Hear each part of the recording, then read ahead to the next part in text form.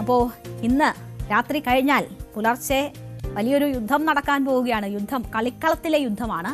ലോകകപ്പിന്റെ 2ാം സെമിയിൽ നിലവിലെ ചാമ്പ്യന്മാരായ അർജന്റീന ഇന്ന് ഇംഗ്ലണ്ടിനെ നേരിടും. ന്യൂയോർക്കിൽ ആരായിരിക്കും സ്പെയിനിനെ നേരിടുക എന്നതാണ് ഫുട്ബോൾ ലോകം ഉറ്റുനോക്കിക്കൊണ്ടിരിക്കുന്നത്. 2002 ലോകകപ്പിൽ ഇതിനു മുൻപ് അർജന്റീന ഇംഗ്ലണ്ട് ഏറ്റുമുട്ടലുണ്ടായത്. അതൊരു ഗ്രൂപ്പ് ഘട്ട മത്സരമായിരുന്നു. അന്ന് ഇംഗ്ലണ്ട് 1-0 ബെക്കാമിന്റെ പെനാൽറ്റിയിൽ വിജയിച്ചു. ഫുട്ബോൾ ചരിത്രത്തിൽ എല്ലാ കാലത്തും ചർച്ച ചെയ്യപ്പെടുന്ന അധ്യായങ്ങളിൽ ഒന്നാണ് 86 ലോകകപ്പിലെ ഇരുവരും തമ്മിലുള്ള ക്വാർട്ടർ ഫൈനൽ പോരാട്ടത്തിലെ മറഡോണയുടെ ദൈവത്തിന്റെ കൈ. ആ ഗോൾ ഇതുവരെ ലോകകപ്പിൽ നമ്മൾ നോക്കിയാൽ 5 തവണയാണ് ഇരു ടീമുകളും ഏറ്റുമുട്ടിയിട്ടുള്ളത്. അതിൽ 3 തവണയും ഇംഗ്ലണ്ടാണ് വിജയിച്ചിട്ടുള്ളത്. 2 തവണ മാത്രമാണ് അർജന്റീനയ്ക്ക് ജയിക്കാനായത്.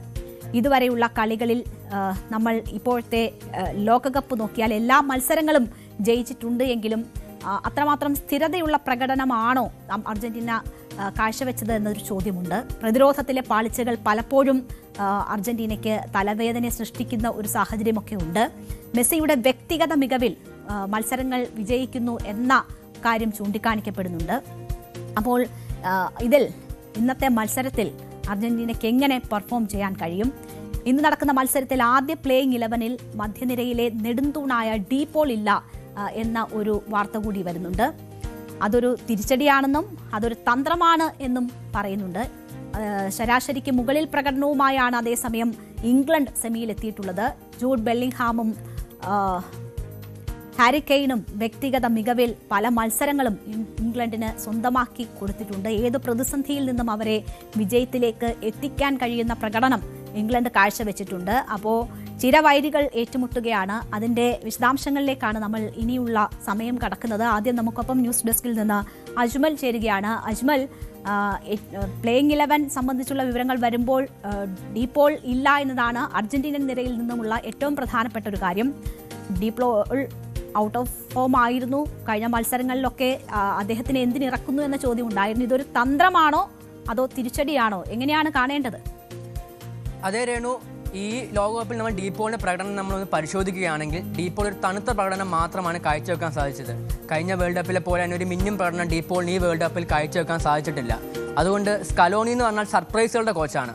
ഒരിക്കലും നമുക്ക് അദ്ദേഹത്തിൻ്റെ തന്ത്രങ്ങൾ മുൻകൂട്ടി പറയാനോ അല്ലെങ്കിൽ മുൻകൂട്ടി പ്രവചിക്കാനോ കഴിയത്തില്ല. അതിനാൽ തന്നെ ഡീപോളിനെ ആദ്യത്തെ പ്ലേയിങ്ങിൽ നിന്ന് മാറ്റിയത് തന്ത്രമാണോ അതോ മാറ്റി നിർത്തലാണോ നമുക്ക് ഒരിക്കലും പറയാൻ പറ്റത്തില്ല.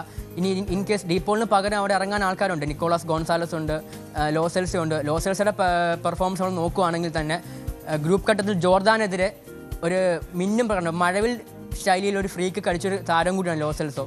അതുകൊണ്ട് തന്നെ ഡീപോൾ ഇറങ്ങുവാണെങ്കിൽ ഡീപോളിന് പകരക്കാരനായിട്ട് സ്കോളിൽ ഇറക്കാൻ ആൾക്കാരുണ്ട്.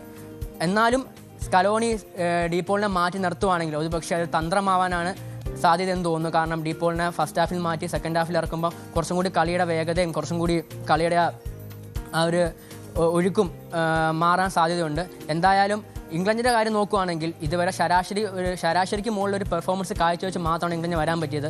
ഇംഗ്ലണ്ടിൻ്റെ സ്കോഡ് നോക്കുകയാണെങ്കിൽ വ്യക്തിപരമായ രീതിയിൽ എല്ലാ കളിക്കാരും നല്ല രീതിയിൽ തന്നെ കളിക്കുന്നവരാണ്. പക്ഷേ ഒരിക്കലും അവർക്ക് അവരുടെ വ്യക്തിഗത പെർഫോമൻസിനുപരി നല്ലൊരു കളി ഇതുവരെ പുറത്തെടുക്കാൻ പറ്റിയിട്ടില്ല ഇംഗ്ലണ്ടിന്. അതുകൊണ്ട് തന്നെ ഇംഗ്ലണ്ടിൻ്റെ സെൻറ്റർ ബാക്ക് കുറച്ചും കൂടി വീക്കാണ്.